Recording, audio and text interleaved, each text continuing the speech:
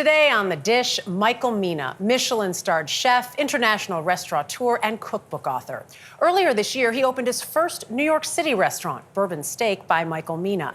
Earlier this month, he released a new cookbook showcasing the foods of Mina's heritage. My Egypt offers a gateway to the flavors he grew up with, but took decades to return to.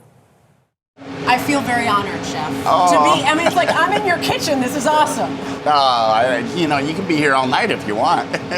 At New York City's Bourbon Steak by Michael Mina, it didn't take long to understand why the chef is a global sensation. We're going to cook a ribeye for you, Fantastic. bone-in, dry-aged ribeye.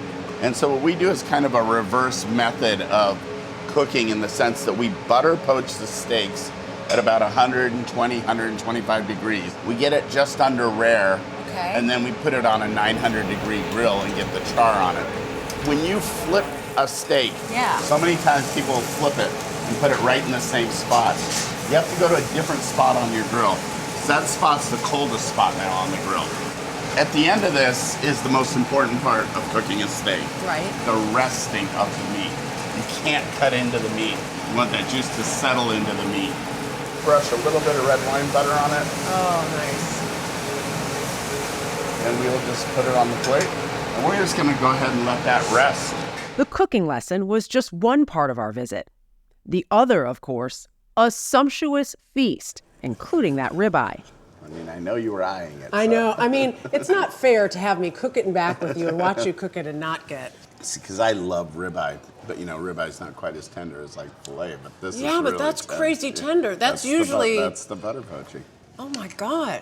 What do you got on the book tonight? Mina opened his first restaurant, Aqua, in San Francisco at age 23. 3 decades later, there are 30 restaurants in the Mina group. Enjoying yourself? Yeah, of course. Right. Happy to be here. Very happy to be here. Born in Egypt, Ashraf Mina, as he was known then, moved with his family at age 2 to a small town in the middle of Washington state. It was the second largest rodeo in the nation. So if you want to understand the demographic a little bit, and it was hard growing up there. It was hard. People didn't look like you. Didn't look like me. And look, I didn't have it nearly as bad as so many people in the world have had it. There's no poor me or anything like that. Yeah. It's just when I had the opportunity when I was 18 and I went to culinary school, I went with my middle name, which was Michael. I had gone with Ashraf my whole life. His family, who are Coptic Christians, left Egypt to escape religious persecution and give Mina and his 2 siblings more opportunity. What did your parents think of the fact that you wanted to cook? When you're from that country, and from a lot of countries, you get some choices. Like, you can be a doctor, you can be a lawyer, you can be an engineer. Right. You can be any one of the 3. But that's it. You're going to be one of those 3, yeah. My mom is on the ground crying. Right. My dad's saying, tabach, tabach. That's the word for cook, servant, basically. We moved to the United States. We did all this so you could be a tabach, But Mina says, to his father's credit, he then helped his son follow his dream. My father flew to New York, and he went to the Culinary Institute of America, and he was so impressed. And when he came back, he said, if you're going to do this, this is the only school you can go to, and you have to put everything into this. Yeah. Blah, blah, blah. I got the big speech, and it all worked out. Very well. More than worked out. And now it was their idea all along.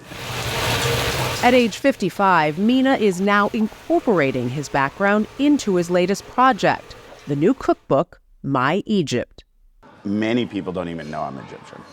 So what I wanted to do was go back to Egypt, see the foundation of the food that my mom cooked, and take that foundation, learn more about Egyptian cooking, and also then take my career and kind of infuse them together and create dishes to elevate the food. Like this fava bean falafel known as tamaya, customarily served with tahini and a tomato cucumber salad, elevated with an ahi tuna crudo. It's just such a great combination. Oh, it's fantastic. And a twist on traditional hummus, paired with foie gras, pomegranate seeds, and cauliflower. The recipes in the book, ones Mina and his team crafted over a 7-year journey, including 6 trips back to Egypt. Each time I went, you know, I would peel back the layers. There was Peeling an onion. yeah, there was just so much. And so it was narrowing it down to the true essence of what I wanted to come through. He credits collaboration for his success, including in his latest cookbook. As Mina writes, it is Egypt through his lens, brought into focus through the eyes of others. A mango lobster salad, an appreciation of the prized North African fruit. Smashed potatoes, served alongside beef kebabs, a tribute to the street foods Mina devoured on those trips back. And you go for $1, they wrap it in a newspaper and they cut it and they put olive oil and a little bit of sea salt and a little bit of herbs on it. And you just walk around eating these potatoes. They're so good. One of his greatest ongoing collaborators, his mom. This salt-baked bream, served atop zucchini with a citronette sauce, is Mina's take on a dish from childhood. What my mom did was she would always wrap it in fig leaves. Okay. And so it does two things. It flavors it really nice, but also the skin comes right off with it. Mina's sentimental favorite, kushari, an Egyptian staple. Chickpeas, lentils, and rice cooked with pasta, spicy tomato sauce, and crispy onions. So that's like comfort food. That's straight out That's of the book. when you're going home, call mom, she's making that. Right. Mina dedicated My Egypt to his family, his wife and kids, and of course, his mom and dad. My mom told me her picture wasn't big enough. She's feisty. I like that. I like that. They're very proud of the book. Yeah. It had to take them back, too. It does. It does. A homecoming, Michael Mina says, was worth the wait. I don't think I could have done this 10, 15 years ago. I think I'm really happy that I waited and really, you know, took more time and got more experience. This will definitely be my favorite, you know, because it's just the food, you know, it just really always brings back amazing memories for me.